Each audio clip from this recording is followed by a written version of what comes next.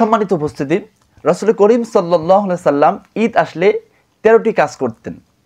চলুন আমরা জেনে নেই কোন সেই 13টি কাজ রাসূল করিম সাল্লাল্লাহু আলাইহি সাল্লাম করতেন। 1 নম্বরে তিনি যেটা করতেন সেটি হচ্ছে খুব তাড়াতাড়ি ঈদের রাতে ঈদের সহিহ হাদিস দ্বারা প্রমাণিত রাসূল করিম সাল্লাল্লাহু আলাইহি সাল্লাম ঈদের দিনে 13টি কাজ করতেন, অর্থাৎ এই 13টি কাজ সুন্নত। আমরা সকলেই এই 13টি কাজ করার চেষ্টা করব ইনশাআল্লাহ। সম্মানিত উপস্থিতি, 1 নম্বরে রাসূল করিম সাল্লাল্লাহু আলাইহি সাল্লাম ঈদের দিনে ঘুম থেকে খুব দ্রুত উঠতেন। 2 নম্বরে উঠার পরে তিনি মেসওয়াক করতেন। 3 নম্বরে রাসূল করিম সাল্লাল্লাহু আলাইহি সাল্লাম যেটি করতেন সেটি হচ্ছে গোসল করে নিতেন। আমরা কিন্তু গোসল করার ক্ষেত্রে কিছুটা বিলম্ব করে থাকি। অনেক অলস টাইপের মানুষ আছে যারা আমরা গোসল করতে চাই না। এরপরে 4 নম্বরে রাসূল করিম সাল্লাল্লাহু আলাইহি সাল্লাম বলেছেন যে শরীয়তের অনুযায়ী শরীয়ত সমর্থিত সাধ্য অনুযায়ী সজ্জিত করা, এবং 5 নম্বরে সামর্থ্য অনুযায়ী পোশাক পরিচ্ছদ সুন্দর পোশাক পরিচ্ছদ পরিধান করা। 6 নম্বরে যে কাজটি করতেন সুগন্ধি আতর ব্যবহার করতেন। সুবহানাল্লাহ।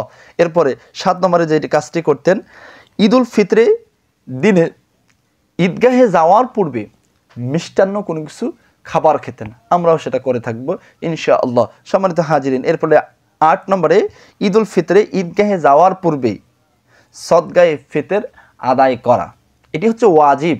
আমাদের সমাজে আমরা দেখতে পাই যে মানুষগুলো সাধারণত সদকাতুল ফিতর আদায় করতে জানে না এবং করেও না, আর যদি করেও সেটা নামাজের পরে। কিন্তু হাদিসে বর্ণনা এসেছে যে ঈদগাহে যাওয়ার পূর্বেই সদকাতুল ফিতর আদায় করা ওয়াজিব।